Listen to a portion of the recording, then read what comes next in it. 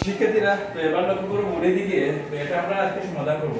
প্রথমে আমরা যদি ব্র্যাকেটের কাজ করব, ঠিক আছে? তো ব্র্যাকেটের মধ্যে কি আছে দেখো, যা আছে তা লিখে দেব 7 গুণ, তারপরে এই ব্র্যাকেটের কাজ করব, ঠিক আছে? দেখো এখানে 8 আছে, 8 লিখে দেব, বিয়োগ বিয়োগ লিখে দেব।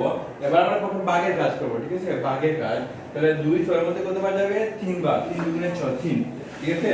তো ব্র্যাকেটটা ক্লোজ করে দিলাম, ঠিক আছে?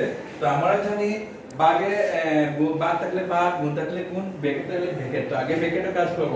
যেহেতু গুণের কাজ করতে আগে করব না, গুণের কাজ করব না, কারণ হলো কি আমরা এটা প্রথমে ব্র্যাকেটের কাজ করব। আর ব্র্যাকেটের ভিতরে যা থাকুক তার কাজ করতেই হবে, ঠিক আছে? তাহলে 7 এর জায়গায় 7, গুণের জায়গায় গুণ। তো এবার দেখো 8 থেকে 5 বিয়োগ করলে কত থাকে? সরি, 8 থেকে 3 বিয়োগ করলে 5 থাকে, ঠিক আছে? 5। তো এবার দেখো শুধুমাত্র গুণ থাকলো, ঠিক আছে? তাহলে 7 সাথে 5 গুণ করলে 5 7 35, ঠিক আছে? তাহলে উত্তরটি হবে আমাদের 35, ঠিক আছে? ধন্যবাদ। সবাই বুঝতে পারছো এবার? হ্যাঁ, এবার ব্র্যাকেটটাকে ব্র্যাকেটের কাজ করতে হয় আগে, ঠিক আছে? ওকে, ধন্যবাদ তোমাদের সবাইকে।